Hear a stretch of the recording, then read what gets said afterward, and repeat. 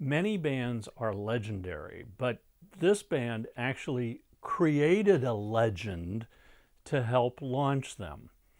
And they probably couldn't exist today, really, because the band made a habit of singing about red light districts and the people who frequent those.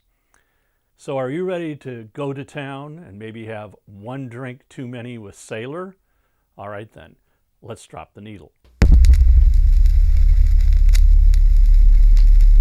I knew Sailor's music, but finding out the backstory behind the band, doing that research was pretty difficult because there's not a lot of information out there, and what there is often contradictory. But I did find a really good source of information that I will recommend to you. It's a biography of the group by James McCarrier entitled A Glass of Champagne, the official Sailor story. First, let's start with the legend that the band created to launch themselves. Here's how it goes. We'll let the mists from the River Seine come over Paris. It's 1930 in Paris, the left bank specifically. People on the left bank hung out in cafes. One cafe was owned by a Monsieur Faux, and when World War II broke out and Germany invaded France, Monsieur Faux joined the French resistance. But unfortunately, he got caught by the Germans. And on the morning that he was to be executed, he was surrounded by Nazi soldiers out in front of his cafe. And all of a sudden, they all started dropping dead from sniper shots. And his rescuer appeared, grabbed up Monsieur Faux, and spirited him away to safety. And it was American GI. So Monsieur Faux looked at him and said, "Hey, Joe, what's your name?" And the guy said, "Just call me Sailor." Monsieur Faux never forgot. When the war was over, he reopened his cafe and called it Café Le Mulât, which means Cafe of the Sailor. I can't pronounce French very well, but that's what it means. And he started having a house band, and the house band was named Sailor. And in subsequent years, every band that played was also called Sailor. The last house band called Sailor to work for Monsieur Faux was comprised of George Kajanis, Philip Pickett, Harry Marsh, and Grant Serpell. And this is the legend that the band used to introduce themselves to the world.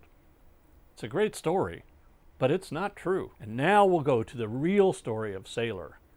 And it's almost as wild a tale. Sailor's lead singer is a prince. No, not that prince. Meet Prince George Johann Techegadiv. He was born in Norway and was a son of a Russian prince. But then his parents got divorced, and so his mother moved him at a young age as a teenager from Norway to Paris, to the left bank. What an education for a teenager. And George has said that that time in Paris has inspired a lot of the Sailor songs. Then George's mom uprooted the family again and moved them to Canada. And while they were in Canada, George got enthralled with the folk music scene, and he became good friends with Joni Mitchell. And Joni suggested that George call his new group Eclecton, and very soon they got a recording contract with Elektra Records and released an album. But the album didn't sell, and so the band disbanded. But George kept writing and singing and recorded a single called Say Hello. Now, as fate would have it, a young Philip Pickett woke up one morning, turned on his radio, and heard the song Say Hello.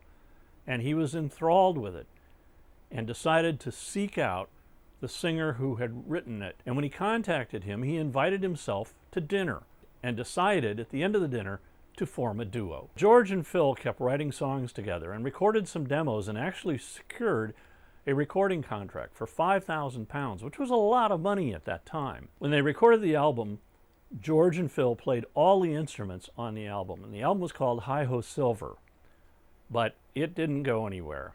Around this time, Phil became friends with Henry Marsh. So he suggested to George that they should form a new group and invite Henry Marsh to be part of it. But they needed a drummer, and they found that drummer in Grant Serpell. They called themselves K.P. Packett, but success did not come to that group. At this time, George was hard at work on a pet passion project that he called the Red Light District Review, which was a combination of stories, songs, stage play, all about sailors on the town in the red light district. And it occurred to George that they could embrace this whole sailor concept. So the first thing he had them do was cut their hair all short. The new band quickly got a contract from CBS Records and promptly went off to a tailor to have custom-made sailor suits made for them. Because Sailor wasn't just going to sing songs, Sailor was going to put on a show. They were particularly enamored with Beach Boys harmonies, so they worked hard not only on the instrumentation, but on the vocal harmonies to support and enhance their songs. But to launch themselves to the world, set themselves apart, they created the legend and the mystery about Monsieur Faux. And interestingly enough, the press ate it up. So they went into the studio to record an album based on George's songs about the red light district. In 1974, the album was released, and it was unlike anything you had heard before. And the album was called Sailor. This is a concept album, but the lead-off song is not really part of that concept, and it became their first single, which the band was not happy about, but the label released Traffic Jam as a single, and it became a worldwide hit. Now the Sailor legend kicks in full time with the following songs. We are now introduced to Josephine Baker. In fact, they hired a model to appear as Josephine on stage when they sang the song. As I say, Sailor put on a show. Blame It on the Soft Spot is up next. It's an infectious song that will stay with you. And then there's my favorite Sailor song of all time. It's called Open Up the Door, and it's about a young sailor who goes up to a room with a prostitute, and she locks the door with him in her room and won't let him out of the room until he gives her more money. The closer is Sailor's Night on the Town. But Sailor had a problem. They couldn't recreate the sound of this album live on stage because the album had synthesizers and all kinds of different instruments, and 4 musicians could not do all of that on stage. Well, George comes up with an idea that he will create an instrument, and he calls it a Nickelodeon. And it is a huge monstrosity that contains synthesizers, pianos, glockenspiels, drums in this monstrous casing that they would bring out on stage. And Phil would play one side of it, and Henry would play the other side, one side being tenor, one side being bass instruments. Now, it was a great invention, and it really added to the sound of Sailor on stage when it didn't break down, which it did frequently. On stage, they even had an old wrought iron working street lamp that they would stand under while they sang about the songs of the red light district. No one had ever seen or heard an act like Sailor. And they toured and became very big in Europe, particularly in the Netherlands, of course, and Germany. In 1975, they released their second album called Trouble. And again, all the songs are written by George. I like this album. Well, maybe not as much as the first, but it's still a good album. As I said, Europe really loved Sailor, so they did a lot of live touring, which was a bit arduous and expensive, moving that massive Nickelodeon around. Now, Sailor wanted to make it in the US, so they decided they'd tour in 1976, and I knew I wanted to see them live. And I found out that they were going to play the Troubadour in LA, one of my favorite clubs, so I knew that we had to go. That my new fiance and I went, and we saw them there, and they put on a great show, and we both loved Open Up the Door. And as I recall, the Nickelodeon did not break down. Then later in 1976, they released Sailor's third album, The Third Step. The album sold well in the UK and in Europe. Despite their success, Sailor was now being faced with the punk movement, which was particularly strong in the UK, and Sailor was definitely not a punk act. So at this time, Phil, who was getting really restless by the fact that he couldn't write any songs for the band, decided it was in his best interest to leave the band.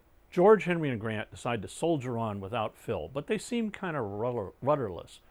But then luck knocks on their door. As it turns out, their next album is going to be produced by a Beach Boy, Bruce Johnston. And it was actually Bruce's song, Disney Girls, which was the inspiration for Sailor to start doing those intricate harmonies. So work began on a new album called Checkpoint, which was produced by Bruce Johnston. But this was the first album that veered away from the Sailor concept. George said he was now intrigued by the Cold War and spies, so the album kind of revolves around that theme. And for the first time, George didn't write all the songs. Henry and Grant helped out. The album sold well in Europe, but it bombed in the UK and in the US. And at this time, George decides that he wants to leave the band. But Henry and Grant convince him to stay. But then Henry convinces Phil to come back to Sailor, and they decide to go out on tour. But they do manage to record another album called Hideaway. The album did not chart in the UK, and they went out on tour in the UK, but George said he was not going to take part in a European tour, and Sailor disbanded. After they broke up, Phil and Henry decided to release an album, which the label called a Sailor album, and it's called Dressed for Drowning. But like so many other bands, George decides to rejoin the group, and so in 1991 they release a new album. It's called Sailor 1991. They follow this with another album in 1992 called Street Lamp. Now, neither of these albums did very well. But then in 95, George decides he's leaving again. I always thought that George was really the heart and soul of Sailor. His songs from that Red Light District Review, the whole concept of Sailor came from his imagination. But Henry and Phil are still out there with various other musicians performing and touring as a regrouped Sailor. Now, as usual, I've created a Spotify playlist where you can listen to a lot of Sailor's great music. Here's the link, and I'll put it also down in the comments. Now, as I said, I really enjoyed Sailor, and I think those first 3 albums are really magical. And you remember I told you I took my fiance at that time to the Troubadour and how we really liked particularly the song Open Up the Door. Well, just a couple of nights ago, as we are both now happily married and well into our years, we brought out Open Up the Door and blasted it on the stereo and reverted to our 20s, and we were laughing and dancing around the room.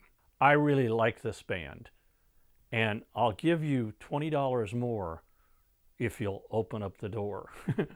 Thanks for watching. Keep a rockin'. Oh, and open up the door. If you like this episode, hit the like button, and you can also leave me a comment down below, and I'll respond to you. If you subscribe, we'll let you know when future episodes come out.